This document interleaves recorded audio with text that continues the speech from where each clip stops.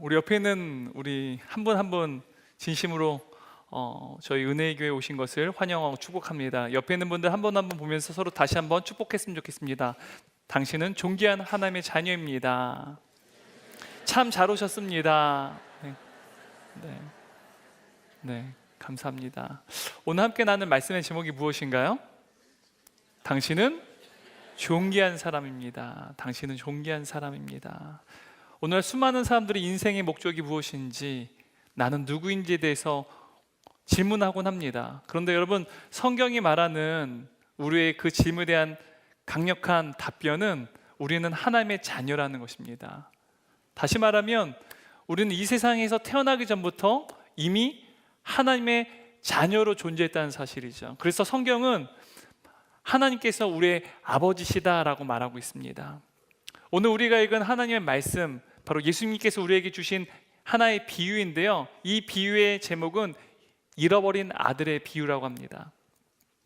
여러분, 아버지가 아들을 잃어버렸다는 사실은요, 이 이야기 안에는 사실은 잃어버린 아들, 아버지 곁을 떠난 아들도 존재하지만, 한편으로는 아버지 관점을 볼 때는 아들을 잃은 아버지의 깊은 슬픔이 숨겨져 있다는 사실이에요.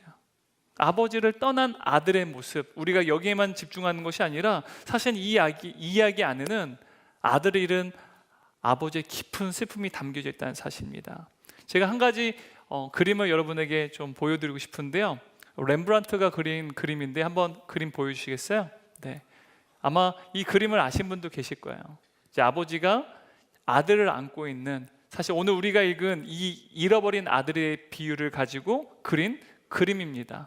지금 아들은 굉장히 누추한 옷을 입고 아버지의 품에 안겨 있는 모습, 그래서 주위에 있는 사람들이 이 아버지와 아들을 지켜보고 있는 것을 우리가 그림을 통해서 볼 수 있습니다. 여러분, 이 그림의 제목은 탕자의 귀양입니다. 이 탕자라고 하는 이 단어는 방탕한 아들을 의미하는 것이고요, 귀양은 잘 알듯이 고향으로 돌아오는 것을 의미하는 것이죠. 여러분, 고향으로 돌아온다는 것, 돌아옴은 곧 떠남을 또 전제로 이야기할 수 있습니다. 그러니까 떠났기 때문에 다시 고향으로 돌아오게 됐다는 사실이죠. 그러니까 여러분, 이 이야기는요, 아버지의 깊은 슬픔, 아들을 잃은 아버지의 깊은 슬픔, 또한 이 떠남이라고 하는 내용이 또한 이 이야기 속에 담겨져 있다는 사실이죠. 여러분, 이 그림 계속해서 보여주세요. 네, 계속 설명할 거니까요. 근데 여러분, 이 그림은요, 렘브란트가 그가 성공의 정점을 구가하던 시기에 전도유명했던 젊은 시절에 그린 것이 아니라 그가 죽음을 향해 가고 있을 때 거의 그의 유작에 가까운 바로 이 작품이 바로 이 탕자의 귀양이라는 이 그림입니다. 여러분, 이 작품은요, 렘브란트가 인생의 황혼기에 자신의 그 작가의 자의식을 아주 선명하게 담아낸 그림이기도 합니다. 이 작가의 육신은요, 너무나도 이제 노쇠했어요. 그의 눈은 잘 보이지도 않습니다. 노인이 글을 읽지 못하고 또한 가까운 어떤 사물을 잘 보지 못하는 것처럼 육신의 눈은 어두워졌을지 모르지만, 여러분, 이 그림을 보게 되면 오히려 렘브란트의 영혼의 눈은 훨씬 더 인생의 통찰력을 가지고 꿰뚫어 보고 있다는 사실을 우리는 알 수 있습니다. 실제로 여러분, 젊은 시절의 렘브란트는요, 자신감이 넘쳤고요, 방탕했습니다. 또 성적인 쾌락을 탐닉하면서 몹시 거만했다라고 합니다. 30살 무렵에 이 렘브란트가 자신의 아내와 함께 또 자화상을 그렸는데요, 여러분, 렘브란트는 자화상을 많이 그린 화가거든요. 근데 그가 30살 무렵에 자신의 아내를 자화상에 담고 그린 작품이 있는데요, 한번 보여주시겠어요? 네, 여러분, 이 그림 한번 보십시오. 지금 저 앞에 있는 여인은 이제 이 렘브란트의 아내입니다. 그리고 지금 술을 이렇게 오른손에 들고 술잔을 이렇게 들고 있는 모습, 여러분 보이시나요? 네. 지금 저게 이제 30살 즈음에 렘브란트가 그린 자화상입니다. 이 작품의 제목은 매음굴의 탕자라고 하는 작품입니다. 이 매음굴은 사창가를 말하는 거죠. 그러니까 사창가의 탕자라는 그림이죠.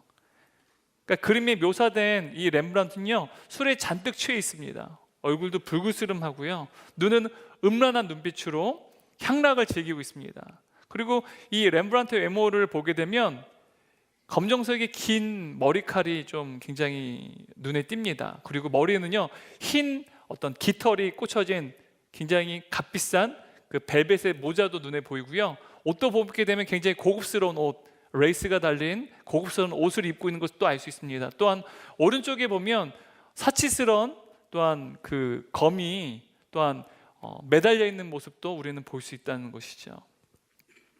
여러분, 이 그림은요 이 렘브란트가 자기 자신을 탕자로 묘사해서 자기 자신을 모델로 자아상으로 그린 것입니다.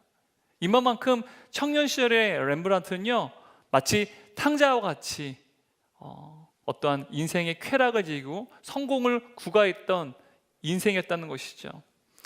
그는요 어찌 보면 스스로가 그림 실력에서는 천재라는 사실을 잘 알고 있었던 것 같아요.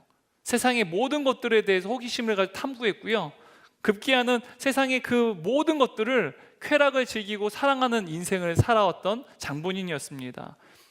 그의 출중한 그림 실력으로 인하여서 그는요 어마어마한 부를 얻게 되었습니다. 그래서 그는 항상 그의 인생의 주 목적은 늘 돈이었어요. 돈을 더 많이 버는 것, 돈을 많이 벌게 됐습니다. 그런데 돈을 많이 버는 만큼 그의 돈의 씀씀이도 커졌습니다. 나중에는 급기야 막대한 그 빚 때문에 파산 절차도 겪곤 했습니다. 근데 그가 인생을 살아가면 살아갈수록 명성도 얻고 어떤 부유함도 얻었지만 사실 그의 인생은 내리막길을 향해서 내려갔다는 사실이에요. 그런데 먼저 아들을 잃었습니다. 그리고 큰 딸을 잃었어요. 또 이어서 작은 딸도 잃었습니다. 그리고 그가 사랑하던 아내도 잃었습니다. 여러분, 아들과 두 딸, 사랑하는 아내를 잃게 된 이 렘브란트는요 또 무언가 또한 자신의 어떤 그 공허한 인생의 그 슬픔을 메우기 위해서 사랑하는 이를 또 찾았습니다. 사랑하는 이를 만나서 그와 동거하는 생활을 했습니다. 근데 동거하던 그 여인도요 이제 정신병원에 입원하게 됩니다. 그리고 다시 재혼을 합니다. 그와 함께 재혼한 그 사랑했던 그 여인도요 또 죽음을 맞이하게 됐습니다. 급기야 그는 재물과 명성도 잃게 되었고요, 렘브란트가 죽기 전에 마지막 남은 아들이었던 이 티투스라고 하는 마지막 아들도요 렘브란트가 죽기 전에 먼저 이 세상을 떠났습니다. 얼마나 슬픈 인생입니까? 그가 죽은 후에는 남은 혈육이라고는 딸 한 명밖에 남지 않았어요. 딸과 며느리 그리고 손녀 한 명이 남았었다라고 말합니다. 그러니까 그는요 그러니까 딸을 한 명을 제외한 모든 자식과 두 아내를 잃었고요, 전 재산을 잃었고 마침내는 죽음을 맞이하게 됐다는 사실이죠. 근데 여러분, 이 렘브란트가요 앞에서 제가 보여드렸던 탕자의 귀향이라는 이 작품 다시 한번 보여주시겠어요? 근데 이 그림을 보게 되면 그가 젊은 시절에 그 자신을 그렸던, 그러니까 자화상을 자신을 모델로 그렸던 그 모습과는 전혀 다른 모습으로 자기 자신을 묘사하고 있다는 사실입니다. 여러분, 한번 30살 즈음에 그린 자화상과 이제 렘브란트가 이제 죽기 직전에 그린 이 탕자의 기향이라는 작품 자세히 비교해서 보십시오. 지금 아버지 품에 안긴 저 작은 아들은요 사실은 렘브란트예요. 여러분, 이 탕자의 기향을 보게 되면 여러분 지금 30살 즈음의 렘브란트와 너무나도 서로 대조적이지 않습니까? 먼저 여러분 이 탕자의 기향이라는 작품 보게 되면 이 작은 아들의 머리는요 팍팍 밀어져 버렸어요. 그죠? 머리카락이 있습니까 없습니까? 그러니까 30살 즈음에는요 사창가에서 흥청거렸고요, 오만한 모습에 그는요 풍성한 머리카락을 가졌던 사치스러운 삶을 살았던 인물이었어요. 근데 이제는요 그가 인생을 마지막 죽음을 앞둔 이 시점에 대해서는요 자신을 이런 식으로 묘사하지 않습니다. 여러분, 감옥이든 군대든 어떤 집단 수용소든 여러분 그 모든 현장에서는 머리카락을 잘라요. 이 머리카락을 자른다는 말은요 개개인의 구별한 특징을 박탈한다는 의미가 있어요. 우리가 머리카락과 어떤 두상을 통해서도 사람의 됨됨이를 또한 누구인지를 명확하게 구분 짓곤 하는데요, 머리를 짧게 자르면요 누가 누구인지 잘 몰라요. 개개인의 특징 또는 개개인의 어떠한 특성을 다 박탈당했다라는 것을 의미하는 것이죠. 그리고 이러한 그림에서 또 누추한 옷, 여러분 얼마나 이 아버지께로 돌아오는 과정 가운데 얼마나 이제 그의 삶이 비참했겠습니까? 또한 돌아오는 모든 과정이 또 피곤했을 것이고 탈진했을 것입니다. 그런데 그의 그 육신을 감추인 옷을 한번 보세요. 너덜너덜해진 옷. 저 옷이요, 이 작은 아들의 육신을 감추고 있습니다. 게다가 여러분 한번 신발을 좀 보시면 신발도요, 그의 인생의 여정이 얼마나 힘겹고 수치스러운지를 이 신발을 통해서도 우리는 알 수 있습니다. 그런데 여러분, 이러한 작은 아들의 모습 속에서, 사실 렘브란트의 자의식이죠. 근데 이 작은 아들의 모습 속에 눈에 띄는 것은요, 오른쪽 엉덩이에 어떻게 보면 매달린 단검입니다. 그러니까 30살 즈음에도 엉덩이에 사치스러운 어떤 검이 매달려 있잖아요. 근데 지금 이 인생의 황혼기에 그린 작품에도 보면 작은 단검이 엉덩이에 매달려 있습니다. 여러분, 고대 시대의 이 단검은요, 신분을 나타내곤 했습니다. 그가 어떠한 신분을 가지고 있는지. 저 단검은요, 저 어떻게 보면 남루한 옷을 입은 작은 아들의 모습과는 좀 맞지 않는 귀한 단검입니다. 그러니까 렘브란트는요, 비록 인생의 밑바닥까지 살았을지라도 그가 아버지의 아들이라는 이 신분을 끝까지 놓치지 않았다는 것을 의미하는 거예요. 젊은 시절에도요, 그가 아버지의 아들이라는 사실은 알았어요. 하지만 이제 죽음을 맞이한 인생의 황혼기에는요, 그는 아버지의 아들이라는 신분 그 하나만이 이제는 명확했다라는 사실입니다. 마찬가지로 오늘 성경을 보게 되면 여러분, 렘브란트는 자기 자신을 아버지의 품을 떠났던 작은 아들로 묘사하고 있어요. 바로 그 작은 아들에 대해서 오늘 성경이 우리에게 이야기하고 있습니다. 한번 11절 12절 말씀을 함께 우리가 읽도록 하겠습니다. 예수님은 다시 말씀하셨다. 어떤 사람에게 두 아들이 있었다. 그런데 작은 아들이 아버지 제 몫으로 돌아올 재산을 주십시오 하고 말하였다. 그래서 아버지는 재산을 갈라 두 아들에게 나누어 주었다. 여러분, 리차드 보캄이라고 하는 성경학자는요, 작은 아들이 아버지가 살아계심에도 불구하고 자신의 자신의 어떠한 상속분을 요구하는 것은 아버지가 이미 죽은 것으로 여기는 것이다 라고 말합니다. 여러분, 근동 지역에서는 지금도 이제 중동이나 이제 근동 지역에 가면요, 아버지가 살아계시는데 재산을 요구하는 것은요, 아버지가 지금 당장 죽기를 바란다는 말이라고 합니다. 그래서 혹시라도 실제로 베일리라고 하는 중동 학자가요, 이제 중동 사람들한테 물어봤다고 합니다. 이러한 상황 속에서 만일 아들이 아버지한테 아버지 살아생전에 재산을 나눠달라고 하면 어떻게 하겠습니까? 이런 일은 일어난 적도 없는데 그러면 집안에서 쫓겨난다고 말합니다. 왜냐하면 아버지가 죽기를 바란다는 말이고 나는 아버지가 더 이상 필요 없습니다라는 말이기 때문에 그러한 자식은 집에서 쫓겨난다는 거예요. 이 작은 아들은 더 이상 아버지를 필요치 않았습니다. 아버지가 그에게 또한 인생에 관여하는 것을 원하지 않습니다. 그래서 그는 아버지의 곁을 떠났습니다. 13절 말씀 또 한번 같이 읽어보도록 하겠습니다.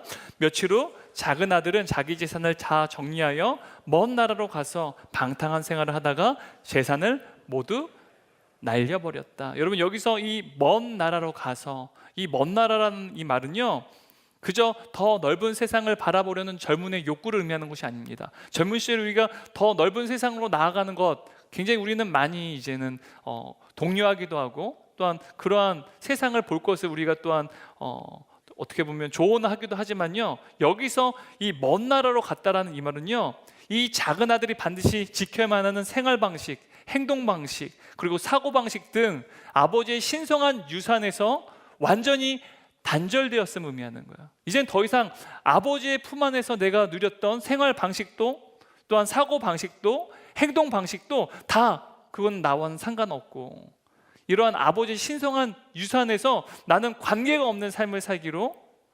결심했다라는 것이죠. 그런데 여러분, 이 작은 아들이요, 먼 나라로 갔어요. 아버지 곁을 떠났어요. 그런데 아버지의 유산을 모두 다 없앴습니다. 그런데 때마침 그 땅에 흉년이 오고 말았습니다. 14절 16절 말씀 함께 읽습니다. 가진 것은 다 써버리고 그 나라에 심한 흉년까지 들어 비로소 굶주리게 되자 그는 하는 수 없이 그날의 어떤 시민에게 가서 못 묻혀 살게 되었는데 주인이 그를 들러보내 돼지를 치게 하였다. 그는 너무도 배가 고파 돼지가 먹는 쥐엄나무 열매로 배를 채우려 했지만 그것마저 주는 사람이 없었다. 여러분, 이 작은 아들은요, 나의 인생은 이제는 모두 끝났어 라고 자포자기하는 한계 상황을 맞이했습니다. 돼지가 먹는 쥐엄나무 열매도요, 먹는 것이 어려웠어요. 무엇으로도 자신의 배를 채울 수 없는, 그 허기를 채울 수 없는 비천한 신분으로 이제는 나락에 빠졌다는 사실이에요. 더 이상 본인이 어떻게 할 수 있는 무언가가 없어요. 아무것도 할 수가 없었습니다. 근데 그 한계 상황을 맞이하게 되자 비로소 자신은 본래 아버지의 아들이었다는 사실을 깨닫게 되었다는 사실이에요. 다시 말하면 그의 인생이 완전히 끝났다고 여기게 되었을 때 그는요, 자신이 누구인지에 대해서 생각하게 되었다는 거예요. 그 전까지는 내가 누구인지에 대해서 잘 몰랐어요. 근데 자신의 한계 상황을 맞닥뜨리게 되자, 내가 아무것도 할 수 없는 상황에 겪게 되는 그 위기를 맞이하게 되자 비로소 내가 누구인지에 대해서 생각하게 되었다는 사실이죠. 17절 19절 말씀을 한번 또 읽겠습니다. 그제서야 그는 제정신이 들어 말하였다. 내 아버지의 집에는 양식이 풍부하여 많은 일꾼들이 먹고도 남는데 나는 여기서 굶어 죽는구나. 그렇다, 아버지에게 가서 이렇게 말씀드려야지. 아버지, 제가 하늘과 아버지께 죄를 지어 이젠 아버지의 아들이라고 할 자격도 없습니다. 다만 저를 일꾼의 한으로 써 주십시오. 여러분, 성경은요, 은혜가 무엇인지에 대해서 분명히 우리에게 이야기해 주고 있습니다. 여러분, 보통 우리가 은혜하면 무언가 남에게 어떤 혜택을 받는 것, 그죠? 또 호의를 입는 것을 우리가 은혜라고 생각하지 않습니까? 그런데 여러분, 성경은요, 은혜는 그러한 우리의 개념을 뛰어넘는 것을 의미해요. 여러분, 이 작은 아들이요, 지금 아버지의 품으로 다시 돌아가기로 결심했어요. 그죠? 흉년을 겪게 되자 그가 자신이 누구인지 드디어 깨닫게 되었다는 것이죠. 근데 여러분, 이제 아버지의 품으로 돌아가는 것, 이것은 아들의 몫이에요. 그죠? 아들이 두 발로 아버지 품으로 돌아갈 수 있어요. 그런데 아버지 품에 돌아갔을 때 이 작은 아들이 다시 아버지의 품 안에서 작은 아들, 그러니까 아버지의 아들로 그의 신분이 회복되는 것은 누구에게 달려 있습니까? 아들에게 달려 있습니까? 아버지에게 달려 있습니까? 아버지에게 달려 있죠. 뿐만 아니라 아들이 아니더라도 지금 이 작은 아들은요, 아들이 아니라 아버지 앞에 죄를 지었기 때문에 그냥 그 아버지의 집에 하인으로 나를 거두어 주기를 바라고 지금 아버지의 품으로 돌아가는 거예요. 그런데 여러분, 이 아버지에게 죄를 범하고 아버지를 떠난, 나에게는 아버지가 더 이상 필요 없다고 여기고 아버지 품을 떠난 이 작은 아들을 이 아버지의 하인으로 삼는 것도 누구의 몫입니까? 아버지의 몫이에요. 작은 아들에게 달린 것이 아닙니다. 성경은 이것을 은혜라고 말해요. 우리의 노력과 우리의 공로와 우리의 어떠한 헌신과 관계없이 하나님께서 기꺼이 우리를 사랑하셔서 우리에게 베푸시는 것, 우리에게 사랑을 주시고 자비를 베푸시는 것, 이것을 은혜라고 말합니다. 우리가 읽는 본문을 보게 되면 바로 이 은혜가 무엇인지를 생생하게 말합니다. 20절 말씀 한번 같이 읽어보도록 하겠습니다. 그리고서 그는 일어나 아버지에게 갔다. 그러나 아버지는 그가 멀리서 오고 있는 것을 보고 측은한 마음이 들어 달려가서 아들을 얼싸안고 입을 맞추었다. 여러분, 지금 이 아들은요, 아버지에게 죄를 범했어요. 그냥 자기를 아들도 아니라 그냥 아버지 집에 하인으로 삼아주기를 바라는 마음으로 돌아가기로 결심했어요. 근데 이 작은 아들의 예상과 달리 아버지는요, 이 아들이 돌아오기만을 기다리고 있었다는 사실이에요. 아버지는 하루도 빠지지 않고 자식이 돌아오기만을 기다렸다는 사실이에요. 여기서 여러분 20절 말씀 보게 되면 측은한 마음이 들어라는 이 말은요, 창자가 끊어질 것 같은 고통을 느낄 정도로 가엾게 여기는 마음을 의미합니다. 성경의 원어를 살펴보게 되면 창자가 끊어질 정도의 고통을 겪어서 그러한 고통 가운데 가엾게 여긴다는 사실이에요. 얼마나 비천하고 남루했는지 작은 아들이 돌아오는 그 모습을 보자요, 그냥 가슴이 메이는 거예요. 마음이 다 찢어지는 거예요. 아들의 모습을 보면서, 자식의 모습을 보면서요, 이 아버지가 갖는 감정이라는 것이죠. 또한 20절 말씀 보게 되면 이 치근한 마음을 가지고 어떻게 합니까? 아버지가요? 아들에게 달려갑니다. 근데 여러분 이 달려가다라는 이 단어도요, 원어를 보게 되면 여러분 달리기 경주에서 육산 성수가 전력 질주하는 모습을 나타내는 단어예요. 지금 아버지는요, 작은 아들의 모습을 보자마자 그냥 달려간 게 아니에요. 어떻게 달려간 거예요? 전력으로 달려갔다는 거예요. 노쇠한 몸이지만 자신이 달릴 수 있는 최고의 힘을 다해서 전력으로 아들에게 달려갔다는 사실이에요. 근데 여러분 고대 사회에서는요, 특히 고대 근동 지역에서는 아버지가, 특히 사회적 지위가 높은 사람이 달리는 것을 굉장히 수치스러운 일로 여겼습니다. 우리나라도 조선시대 때 양반들 어떻게 걸었어요? 천천히 걸었잖아요. 뛰는 것은 굉장히 수치스러운 일이었습니다. 마찬가지로 여러분 고대 근동지역도 마찬가지였다는 사실이에요. 아버지는요, 자신의 체면이나 자존심, 또한 사회적 지위, 또한 명예 같은 것들요 중요하게 여기지 않았다는 거예요. 자신의 돌아오는 아들을 본 순간 어떻게 했습니까? 아버지로서 혹은 사회적 어떠한 지위를, 어떤 최소한의 권위조차도 다 내려놓고 그 아들에게 달려나갔다는 사실. 여러분 한번 이 모습을 한번 상상해 보세요. 또 드라마도 앞에서 우리가 보셨을 때 한번 상상해 보세요. 근데 여러분, 그런데 이 작은 아들은요, 뭐 드라마에 나오는 어떤 인물도 아니고요, 예수님께서 저와 여러분의 누군가를 상상으로 가상의 인물로 이야기하신 것도 아니고요, 또한 렘브란트가 자신을 작은 아들로 묘사하여 자화상 그린 것처럼 그냥 렘브란트를 의미한 것도 아닙니다. 예수님께서 말씀하신 이 작은 아들은요, 저와 여러분이에요.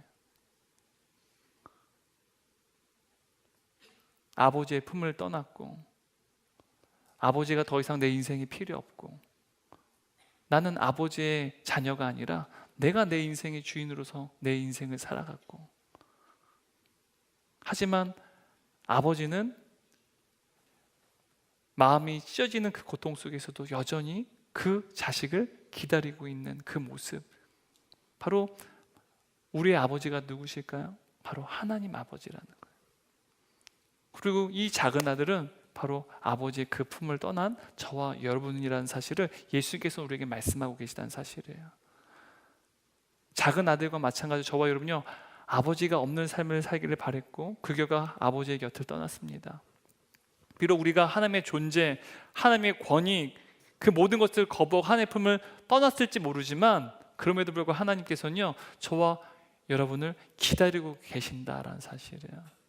마치 아버지의 품으로 돌아오는 이 작은 아들을 향하여서 이 아버지가 그를 불쌍히 여기고 그 아들에게 전력을 다해서 달려가서 목을 안고 그에게 입 맞췄던 것처럼, 하나님께서도 잃어버린 저와 여러분들 다시 되찾기 위해서 마음이 찢어지는 그 고통 가운데 인내함이 우리를 기다리고 계시다는 사실이에요. 바로 이 하나님의 메시지가 바로 이 잃어버린 아들의 비유에 담겨진 진짜 메시지라는 사실이에요. 근데 여러분, 하나님께서는요, 이 이야기에 나오는 것처럼 그냥 아들이 돌아오기만을 기다리지 않으셨어요. 하나님께서는요, 저와 여러분을 다시 얻기 위해서요, 가만히 기다리고 계신 것이 아니라 저와 여러분을 찾기 위해 친히 직접 달려나오셨다는 사실이에요. 성경은 그래서요, 하나님께서 죄인을 되찾기 위해서 친히 인간의 몸으로 이 땅에 오셨다라고 말합니다. 여러분, 친히 인간의 몸을 입고 이 땅에 오셨다. 여러분, 하나님께서 인간의 몸을 입고 이 땅에 오셨다라는 거예요. 바로 성경은 그분을 예수님이라고 말합니다. 하나님이신 예수님께서요, 인간의 몸을 입고 이 땅에 오셨어요. 왜요? 단지 저와 여러분을 그냥 아버지의 품으로 돌아오기만을 기다리신 것이 아니라 친히 달려 나오셨다는 거예요. 우리를 다시 하나님의 자녀 삼기 위해서 우리를 친히 찾아오셨다는 사실이죠. 근데 여러분, 문제는요, 죄라고 하는 거예요. 죄인을 되찾기 위해서 주님이 우리를 위하여 이 땅에 오셨어요. 근데 여러분, 이 죄라는 사실이 우리에게 굉장히 거북합니다. 불편하기도 해요. 그런데 우리가 죄에 대해서 세상에서는 어떤 규칙이나 법률, 어떤 도덕과 윤리를 위반하는 것을 죄라고 말해요. 저와 여러분 모두가 큰 죄, 어떤 죄를 범하지 않고 살아가요. 나름 도덕적, 윤리적으로 깨끗한 삶을 살아갑니다. 그런데 성경은 단순히 어떤 윤리 도덕적인 죄, 어떤 법률과 규칙을 위반하는 죄만을 죄라고 말하는 것이 아니라, 성경이 말하는 죄는요, 하나님 자리에 인간이 그 자리에 앉는 것을 죄라고 말을 해요. 한번 이미지 한번 보여주시겠어요? 여러분, 이것이 우리의 마음이라고 한번 상상해 보세요. 이 동그라미 안에 의자가 있습니다. 근데 여러분, 이 의자에 누가 앉아 있습니까? 내가 앉아 있어요. 이게 죄라는 거예요. 우리가 하나님의 자녀라는 것은요, 우리의 마음의 중심에 저 의자에 누가 앉아 계셔야 될까요? 하나님이 앉아 계셔야 된다는 사실이에요. 그런데 여러분, 죄인은요, 바로 내가 내 인생의 주인 되는 것. 성경은요, 하나님이 아니라 내가 인생의 주인이 되고 내가 내 인생의 주인이기 때문에 내 맘대로 사는 것, 이것을 죄라고 말합니다. 근데 여러분, 저 죄의 문제를요, 우리가 스스로 해결해낼 수가 없어요. 저 마음의 의자에서 우리가 스스로 내려올 수가 없다는 사실이에요. 우리가 저 죄의 문제를 해결하려면 누군가의 도움이 필요합니다. 바로 그 도움을 주신 이가 누구시냐? 바로 예수님이라는 사실이에요. 우리의 모든 죄 문제, 우리가 자리한 저 나의 자리를 하나님의 자리로 바꿔주시기 위해서, 저 자리가 바뀌어야만 우리가 하나님의 자녀가 될 수 있기에 바로 예수님께서 친히 인간의 몸을 입고 이 땅에 오셔서 우리의 모든 죄 문제를 다 해결해 주셨다는 사실이에요. 바로 저와 여러분은 하나님의 자녀를 회복시키시기 위해서 예수님께서 십자가에 죽으시고 우리의 모든 죄 문제를 그분의 죽으심으로 다 해결하셨다는 사실입니다. 여러분, 예수님의 이 십자가 사건은요, 잃어버린 하나님의 자녀를 다시 되찾기 위해서 하나님께서 우리를 그저 기다리시지만 않고 친히 찾아오셔서 우리를 끌어안으시고 우리에게 입맞추신 사건을 뜻합니다. 이것이 바로 예수님의 십자가 사건이라는 사실이에요. 그리고 이 예수님의 십자가 사건은요, 저와 여러분을 향한 하나님의 위대한 사랑의 증거이기도 하다는 사실이에요. 그래서 로마서 5장 8절 말씀 보게 되면 성경이 이렇게 말합니다. 그러나 우리가 아직 죄인 되었을 때 그리스도께서 우리를 위해 죽으심으로 하나님께서 우리에 대한 사랑을 나타내셨습니다. 바로 예수님의 십자가 사건이요, 하나님의 위대한 사랑을 나타낸다라고 말해요. 예수님의 십자가 사건은요, 우리를 향한 하나님 아버지의 사랑을 의미하는 것입니다. 그러므로 여러분, 오늘 저와 여러분에게 들으신 이 하나님 말씀, 잃어버린 아들의 비를 통해서 저와 여러분에게 주신 하나님 말씀은요, 이것입니다. 너는 특별한 사람이란다. 너는 결코 함부로 살아서는 안 될 사람이란다. 나는 너의 생명보다, 너는 나의 생명보다 더 귀한 존귀한 나의 자녀란다. 여러분, 이것이 오늘 말씀을 통해서 우리에게 주시고자 하나님의 음성이에요. 우리가 특별하다는 것, 저와 여러분이 존귀하다는 것, 얼마나 존귀하느냐? 예수님의 생명보다 더 값지고 존귀한 함의 자녀라는 사실입니다.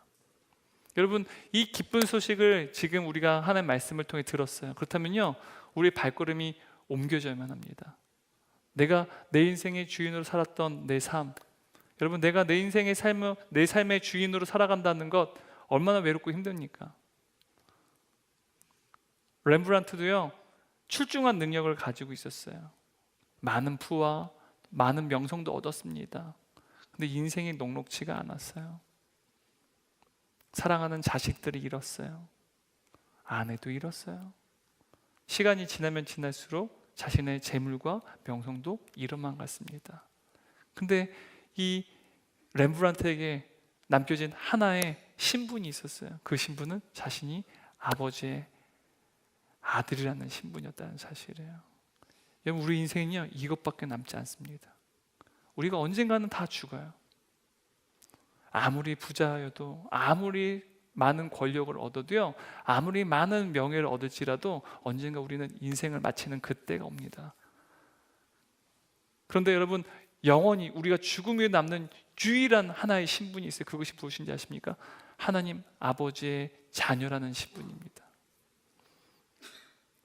하나님께서는요, 저와 여러분이 하나님의 자녀라는 그 사실을 다시 회복하시기를 원한다는 사실이에요. 그러므로 이 시간 이 말씀이 저와 여러분의 발걸음이 바뀌어지는 귀한 하나님의 말씀이 되기를 원합니다. 하나님께서 진정 우리에게 원하시는 것은 우리가 하나님의 품 안에서 하나님과 함께 영원히 거하는 거예요. 이것을 성경은 영생이라고 말합니다. 영원한 생명을 의미하는 것이죠. 하나님께서 오늘 이 시간 이 예배 자리에 나오신 여러분을 향해서 이렇게 말씀하세요. 23절 24절 말씀인데요, 한번 우리 같은 목소리로 읽었으면 좋겠습니다. 함께 읽겠습니다. 그리고 살찐 송아지를 끌어다가 잡으라. 우리가 먹고 즐기자. 이 내 아들 이 내 딸은 죽었다가 다시 살아났으며 내가 잃었다가 다시 얻었노라. 아멘. 여러분, 이것이 지금 하나님께서 우리에게 주시는 주님의 음성인 줄 믿습니다. 여러분, 이 세상에서 가장 아름다운 감정은요, 저는 회개라고 생각해요.